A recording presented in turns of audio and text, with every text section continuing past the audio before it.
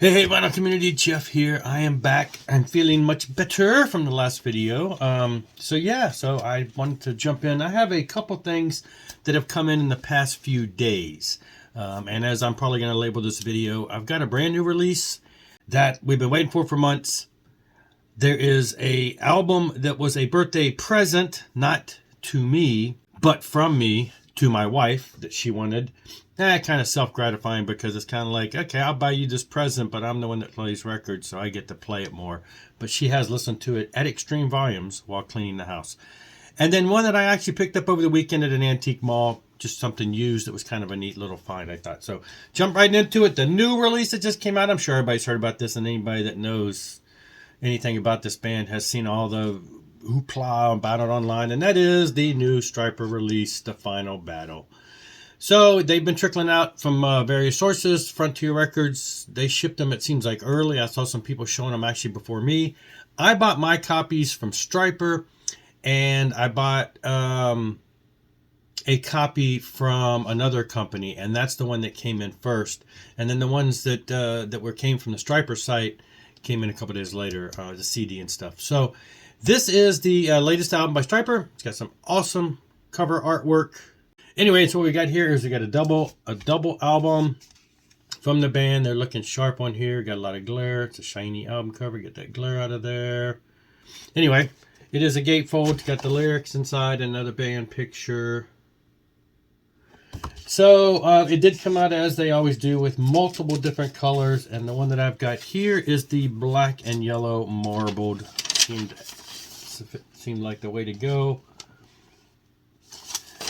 Now, it doesn't come in polyline bags, but I do notice these bags, I don't know what they're called, but they're kind of smooth inside. So they're some kind of coated, but they're not actually, I don't know, they're not what I would call polyline. So, but they seem pretty well off. The inner circles all have different people from the cover. There. See the second and that one, I guess they're about this similar. Both albums are just kind of neat, black and yellow marbled. Loving this album. Now, if you've followed their videos that they've released what? I think 4 videos from the album.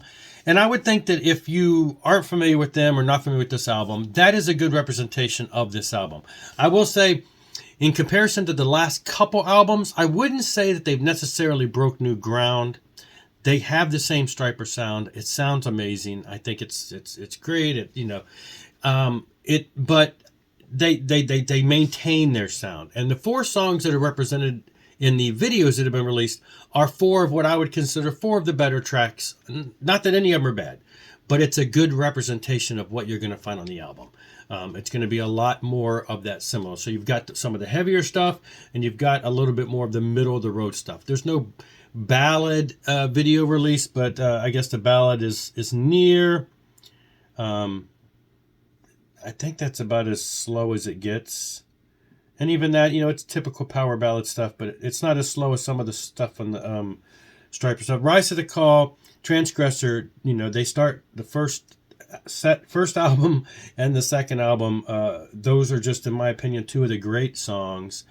And while I love them all, one thing I did notice about this album, and I need to go back and listen to the last couple albums, and maybe I just didn't mention it. Maybe I just didn't catch it. Maybe I wasn't thinking about it. I don't know. But for some reason, when I listened to this the other day, I just noticed there's a lot of neat little time changes. And as a drummer, I'm focused on the drummer. And I'm just, it's not like it goes into like prog world. Maybe my mind was in prog world when I was listening to it. But I just noticed, oh, wow, that was kind of a neat transition of, changing patterns. So, it just some of that stuff kind of, I'm like, and, didn't remember hearing that before. So I'm going to go back and check it out. Maybe it's always been there. I just didn't. But there are a couple times on this album I was like, well, that was really cool. That was a really cool transition for the drums, the way they did that. So, and then I did also get the CD. Because got to have the CD. Now, CD has on the cover, it's got this all fancy cover with the battle and all kinds of lighting stuff. And on the back, it's got more of a stripped down, darker.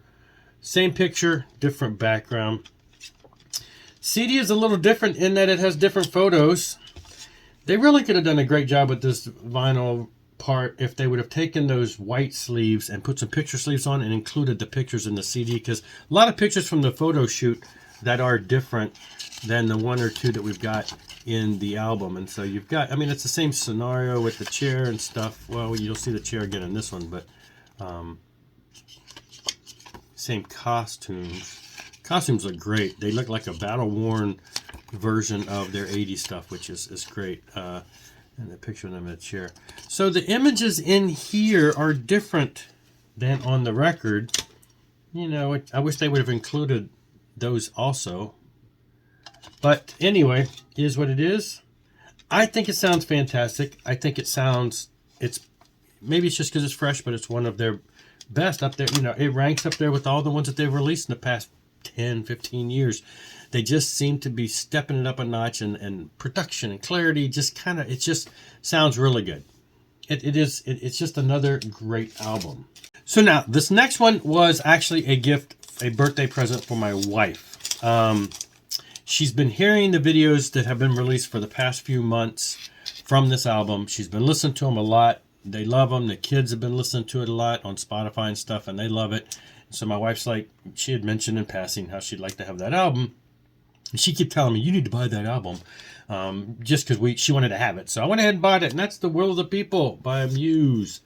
Now I admit, back in the day when they came out, and like the Uprising song was all over the radio, and it was all American Idol, all kinds of things. My band used to play it back in the day, and my current band started playing Uprising a little over a year ago, so we played that. I admit I don't know anything else about Muse's music for the past 10 or 15 years since they've been around. But this one came out, and somebody said, you need to check out the new video, Will of the People, and Compliance, and some of those things. We were watching them, and they were just really cool and groovy. And so I thought, yeah, it's time to get this. The other song that I really like, which is also a video, was the Kill or Be Killed. It's probably one of the heavier tracks on the album. And then the Halloween song, which is really just fun. And overall, it's got a lot of different styles on this album, as we would expect from the things I've heard from Muse in the past. And it's just a really solid and fun album. And so, yeah, I got it, and I've played it. And like I said, my wife is like, where is it? I want to play it. I'm going to do the dishes and stuff, and I want some loud music on. So went ahead and grabbed that for her, and it's great. If you haven't checked it out, they have a handful of videos. Like I said, Will of the People, Compliance, and Kill or Be Killed are three of my favorites. So great stuff from here. Now, over the weekend, I went to an antique store, same place where I've been before, and I go through all the stuff and go through all the different stores looking for stuff, and there wasn't anything majorly new. The one store that I go to that I usually buy a lot of, they've had decent stuff in the past. He must have gotten access to a bunch of like the bootleg type albums. And so he had some of those bootleg live releases. Not any that I've actually seen in other places as frequently, but I'm just like, huh. And I almost bought a Kiss one that was a live radio broadcast from 70-something. And it was a decent price. I looked online, and it runs about that price, like $24. It was, one of those unofficial released bootleg radio broadcasts. But he had that and a Dio one and some other. There was a handful of those in there, and I thought, these would be okay to have, but I didn't jump on them.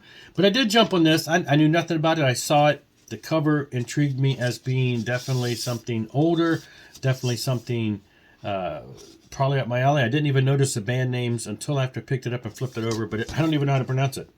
I Rock Fabric Festival 84. I don't know. It's a German album. Everything is in German. But when I picked it up and flipped it over, I'm like, okay, I've heard of Storm Witch. I bought one of their albums recently. And I know Tyrant Pace. I'm not familiar as much with Restless or Curcumin. But those are the bands. And I guess they played at this live festival in 84. And I'm like, okay, well, this looks neat. It is an import. Everything is written in German. And I'm like, well, let me check it out. And I pulled it out, and I'm like, oh, wow. I mean, it literally does not look like it's ever been played. It was shiny new. And it was reasonable. Just a little over $10. I thought, I'm going to buy that. So, yeah, there you go. Other stuff that they had there were just the typical, stuff you can find anywhere. But this was out of the ordinary, and I thought it was worth grabbing, so I did. That's all for this one, though. Thanks a lot for watching. I got some other ones coming, some interesting more countdowns and some other aspects and some contests and stuff. I've got all kinds of notes for doing things. And I will see you then. Rock on and rock hard.